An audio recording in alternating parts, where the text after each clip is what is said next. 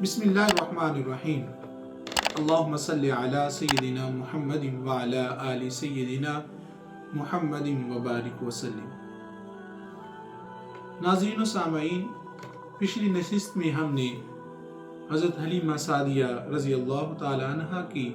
جو گفتگو، جو انہوں نے پہلی نظر حضور کو دیکھا اور ان کی جو کیفیات تھی، اس حوالے سے آپ کے گوش گزار کی۔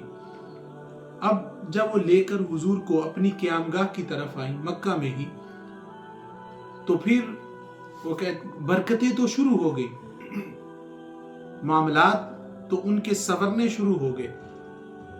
حضرت حلیمہ سعدیہ کہتی ہیں کیونکہ ہمارے علاقے میں قحط تھا، خشک سالی تھی، کبھی پیٹ بھر کے کھانا بھی میسر نہیں ہوا تھا، جانور بھی لاغر تھے، ان سے بھی غذا اس طرح نہیں مل رہی تھی۔ تو جیسے ہی میں لے کر حضور کو اپنی قیامگاہ کی طرف آئی تو پھر برکتیں، رحمتیں بھی میرے ساتھ ہی چلی آئیں۔ تو جب میں نے قیامگاہ میں آ کر حضور نبی کریم صلی اللہ تعالی وسلم کو جو ہے وہ نوش کروانا شروع کیا دودھ، تو پھر وہ کہتی ہیں کہ ایسی رب کی طرف سے برکت آئی کہ میں خود ہی حیران ہو گئی کہ جب نبی کریم صلی اللہ علیہ وسلم کو دائیں طرف سے دودھ نوش کروایا گیا تو آپ نے پیا۔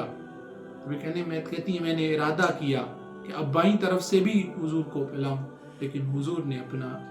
جو ہے وہ ادھر سے نہیں نوش فرمایا۔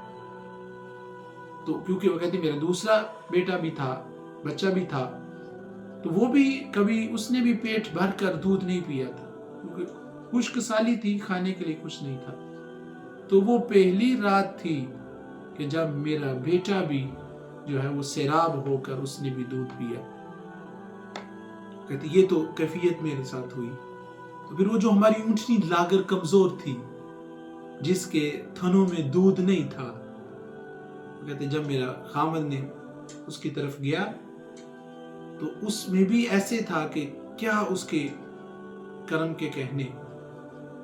کہ جب اس نے اس کا دودھ دونا شروع کیا تو ایک برتن بھر گیا، دوسرا لے کے گیا وہ بھی بھر گیا، تیسرا لے کے گیا وہ بھی بھر گیا۔ ہمارے پاس جتنے بھی برتن تھے وہ سارے کے سارے بھر گئے۔ اور وہ کہتی ہیں وہ پہلی رات تھی کہ سرکار دو عالم صلی اللہ تعالی وسلم کی جلوہ گری کے برکت سے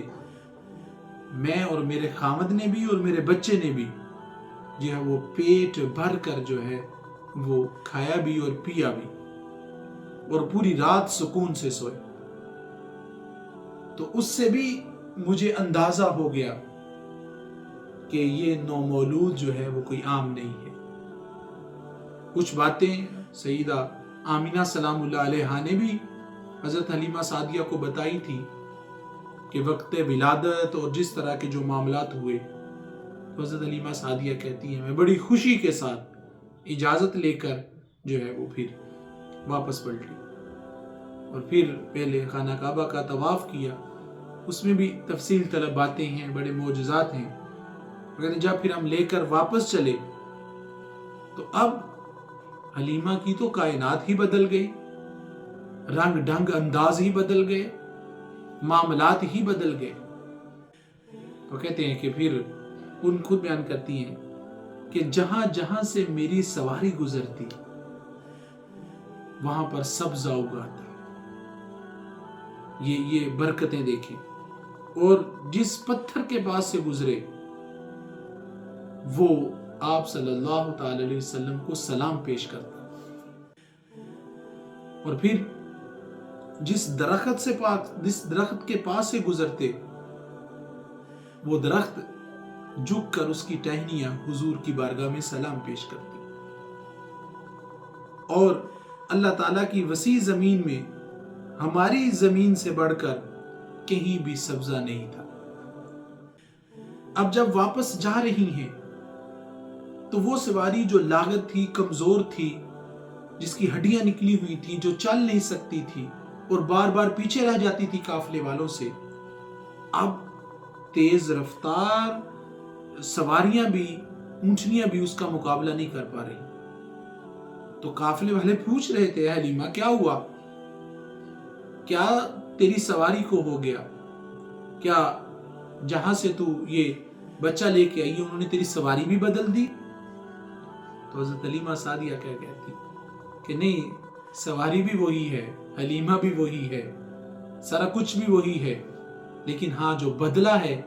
تو سوار بدل گیا ہے۔ یہ اب سوار عام نہیں ہے، اس کے وجود مسعود کی برکت سے ہمارے معاملات ہی بدل گئے۔ تو وہ سواری جو لاغر اور کمزور تھی وہ تیز ہو، اور پھر جس طرح میں نے پیچھے کہا کہ کوئی درخت ایسا نہیں تھا جس نے جھک کر آپ کو سلام نہیں پیش کیا۔ ایک دوسری روایت میں حضرت حلیمہ سعدیہ یہ کہتی ہیں ہر درخت، ہر پختہ مکان جو ہے جہاں سے وہ گزرتی تو کہتے اس سے سلام نکلتا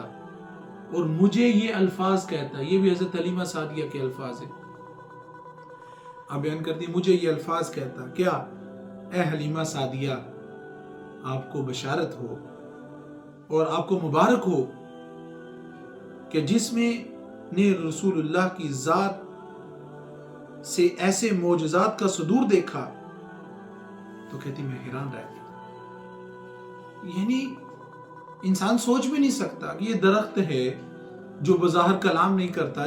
جس کو ہم سمجھ نہیں سکتے، یہ دیوار ہے، یہ در و دیوار، یہ مکان، یہ چیزیں، یہ پہلے تو اس طرح نہیں تھی، لیکن چونکہ یہ محبوب رب العالمین کا استقبال تھا، کیونکہ حضور کی حدیث مبارکہ ہے جس کا مفہوم ہے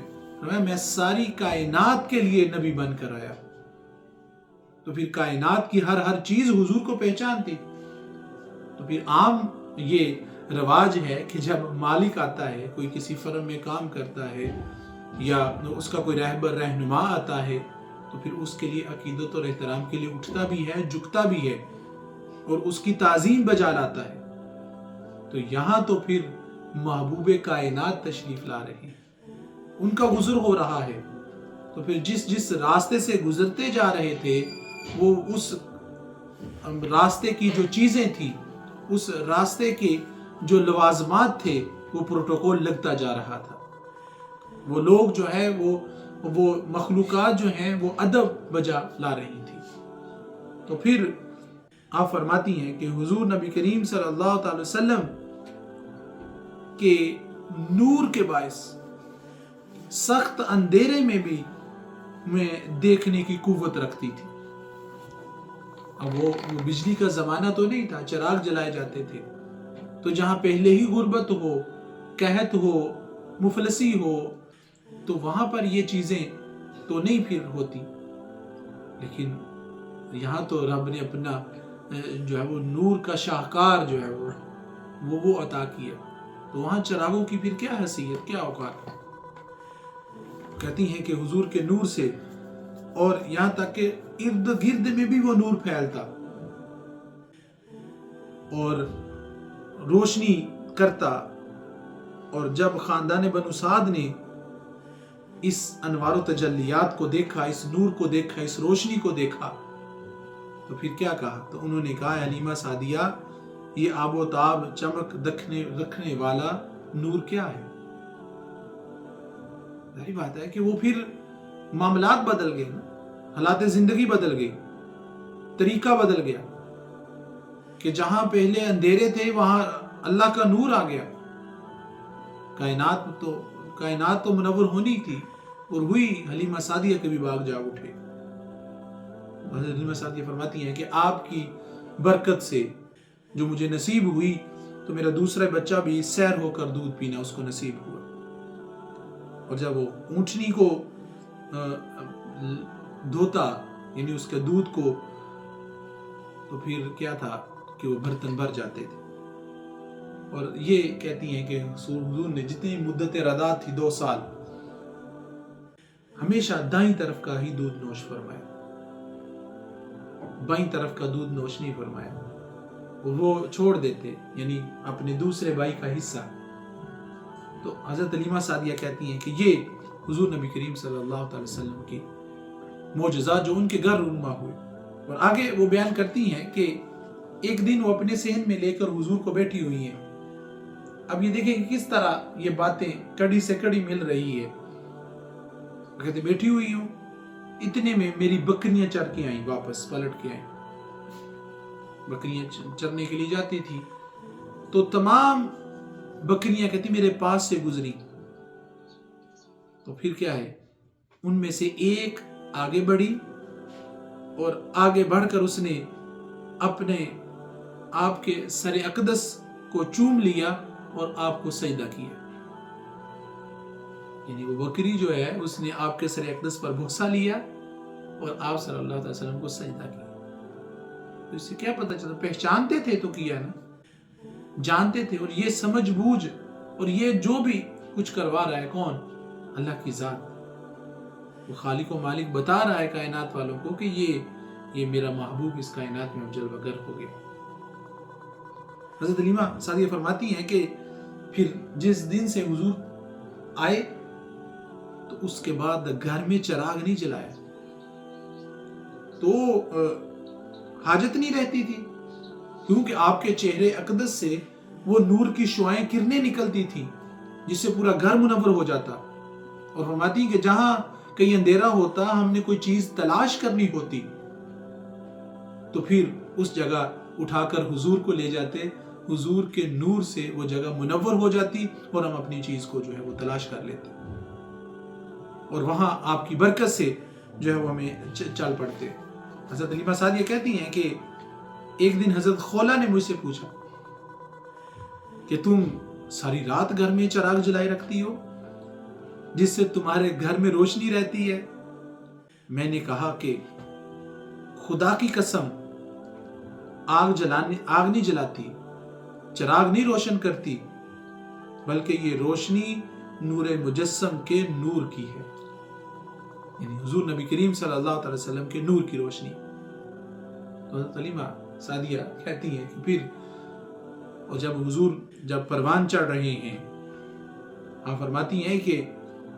دوسرے بچوں کی نسبت حضور نبی کریم صلی اللہ علیہ وسلم جو ہے وہ آپ کا جسم جلدی توانا اور تندرست ہو رہا تھا۔ تو میرے ناظرین و سامعین، حضرت حلیمہ سعدیہ کے گھر میں اور زیادہ جو برکتیں اور معجزات رونما ہوئے وہ ہم انشاءاللہ اگلی نشست میں آپ کے گوش گزار کریں گے۔ اللہ پاک ہمیں عمل کی توفیق عطا فرمائے، آمین۔